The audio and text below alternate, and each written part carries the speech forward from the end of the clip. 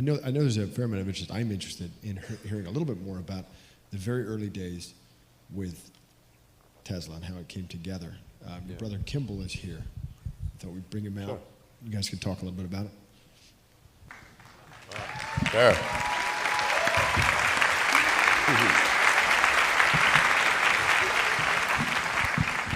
You guys might get lucky tonight. I notice you have a guitar. I'm going to ignore that. We got hats, we got a guitar. But I would guess there are a fair number of entrepreneurs here today and a fair number of people interested looking at Tesla, which now extraordinary success of it. How did this come together? I mean, when you guys were looking at, I know famously, you were looking at problems you could solve. What do those conversations look like? Yeah, so let's see. So I'm talking to Kimball, thanks for coming on, about the things that I thought would be most important to work on for a long time, all the way back to college days.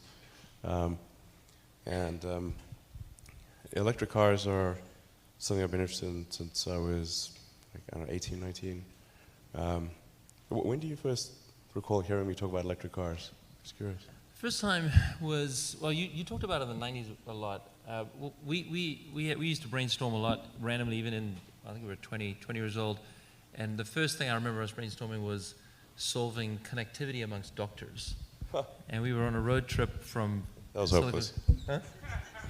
A long time ago. We had a lot of doctors in the family, so we had the information. But the idea was really to solve that problem where we from Silicon Valley to Philadelphia, brainstorming how you do it. This is before the internet, so we in our minds designing network computers, doctors talking. This has all happened, of course, over 25 years, but that's sort of the first time I remember us really trying to solve a world problem, and unless it was a world problem that was really important, it just wasn't that interesting to us. Electric cars, you talked about for a long time, but I remember walking into your house once, this is in probably 2002 or 2003, and you had these plans laid out that the team at Tesla had, or the earlier guys had basically said, we're going to take this Lotus Elise and we're going to convert it into an electric car. And we sat down and talked about it for a bit, and it wasn't so much that it could be done. I think we all believed it could be done. It was more just the attitude that it should be done, and that it went from there. Yeah, well, the first internships that I had that were interesting were on ultracapacitors for use in electric cars. So that's why I first came out to Silicon Valley in like 93 or 92 or something like that, was to work at a company called Pinnacle Research on advanced ultracapacitors with the idea that this could be a solution to the energy storage problem in electric vehicles.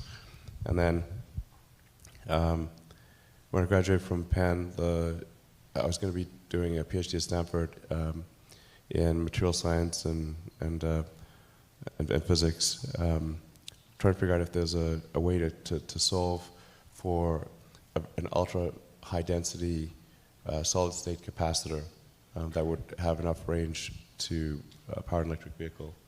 So in fact, that's in '95, and then I wasn't sure. This is one of those things where you could work on it for a long time and discover that there's actually no good solution. You could publish a paper and you get a PhD and all that, but it would be academic in its value.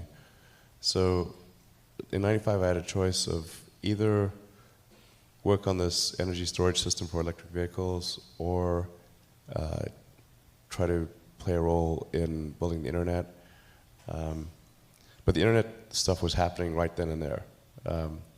Whereas the electric vehicle technology was going to progress slowly on its own, whether I was there or not.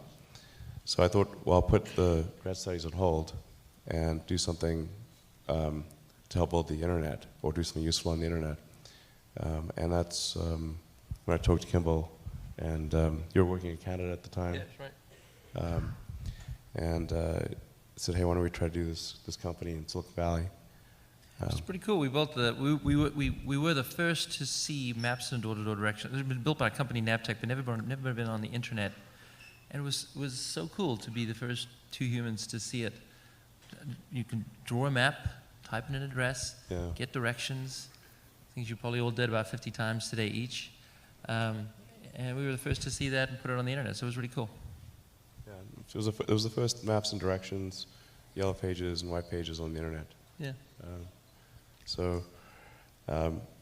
And then we ended up helping bring a lot of publications online. So as investors and customers, the New York Times Company, Knight Ridder, Hearst, and a number of others. Yeah, but I always wanted to get back to electric vehicles because that was a primary interest of mine from undergrad and grad days. And so after Zip2, still did one more internet company because I thought Zip2 had not achieved its full potential. We built this incredible technology, but it wasn't being used by the customers in the right way. It was a bit like building, F-22 fighter jets, and then you sell them to people, and they roll them down the hill at each other. And you're like, it's really not the way to use it. Okay. In fact, that's where I decided you really want to go to the end consumer. If you've got great technology, you want to go all the way to the end consumer. Don't sell it to some bonehead legacy company that doesn't understand how to use it. Yeah. So with X.com, which became PayPal, that's where we tried to do something significant with the internet. And it got sort of part of the way towards its objective. After PayPal went public and then got bought by eBay in 2002, that actually freed up me and a bunch of other people to go and create companies. And I started debating between either solar, electric car, or space. I thought space was like the least likely to have somebody, the least likely to attract entrepreneurial talent. I thought like nobody is going to be crazy enough to do space, so I better do space. So I started off with space first, and then about a year and a half later, in 2003, I had lunch with J.B. Straubel and Harold Rosen, and it was at this like fish restaurant in El Segundo.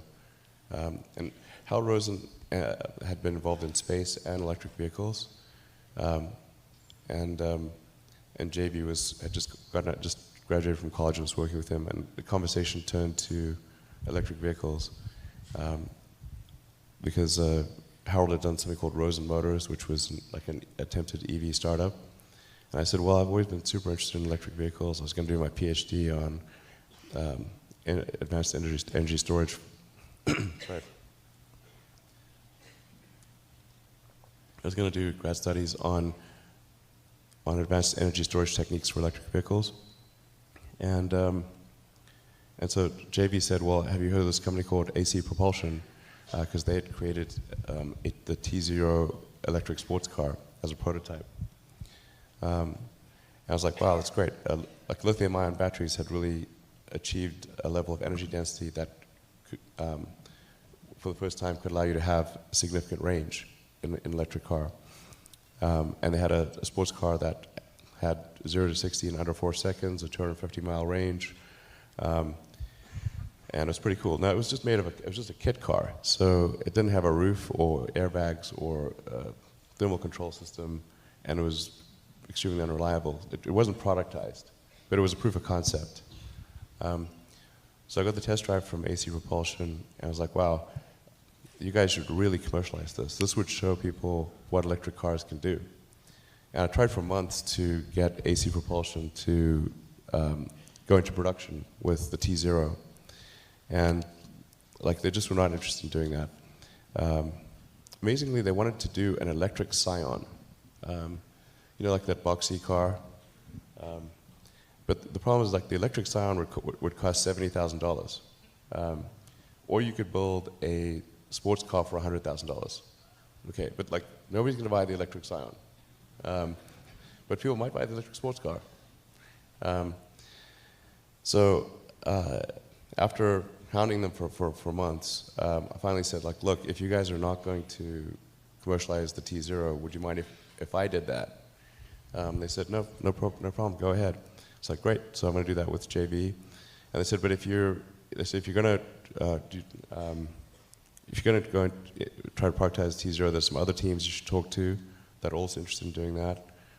So that's where Martin Eberhard, Mark Topping, and Ian Wright came in.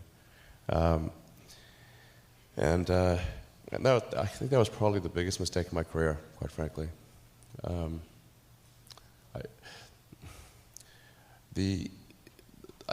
I think whenever you think you can have your cake and eat it too, that's something you're probably wrong.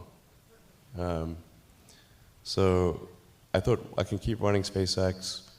I'll dedicate 20% of my time to Tesla, and that'll be fine. But actually, it didn't. Things really melted down, went through hell. We had to recapitalize the company. And Kimball was there seeing it in real time. So Silicon Valley, accurate or not accurate? The show? Yeah. It starts to get very accurate around episode 4. So it took a few episodes to kind of get grounded. The first few episodes struck me as Hollywood making fun of Hollywood's idea of Silicon Valley, which is like not on point. But then by about the 4th or 5th episode, season 1, it really starts to get good, and then by season 2, it's amazing. In fact, reality, the truth is stranger than fiction. All the crazy stuff you see in that show, Silicon Valley, the reality is way crazier than that. Yeah, you've seen it too, right? Yeah, it's like, wow. What will have to be a story for another time, unfortunately, is we've been asked to wrap it up. I got one last question from the audience. It is, what is your favorite song from the movie Three Amigos? Well, we'd only do it if you guys are willing to sing along. Okay. All right. So Jonah actually is the dancer of the three. Behind the camera. Three of us we've been playing and singing and dancing this song since we were kids, and so we're going to do that on stage. And if you guys can sing along, we'll do the first verse, and then you guys can sing along on the second verse. Okay. This is going to be real bad. We promised that it would be terrible. Yeah, exactly. I said terrible. It's going to be terrible. I'm nixing the dancing thing. Oh, come on.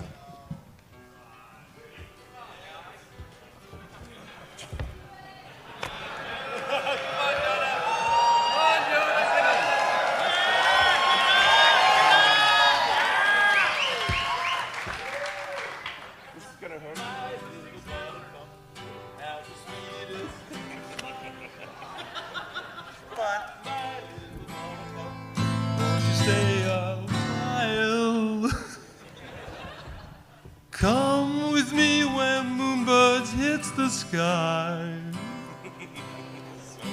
And then you'll walk with me along the by on by. Okay, all together now. My Little Buttercup. My Little Buttercup. Has the sweetest. My Little Buttercup has the sweetest smile. My Little Buttercup, won't you stay a while? Won't you stay a while? Moonbeams meet the sky, and you and I will walk the by on by. Well, this is really winning.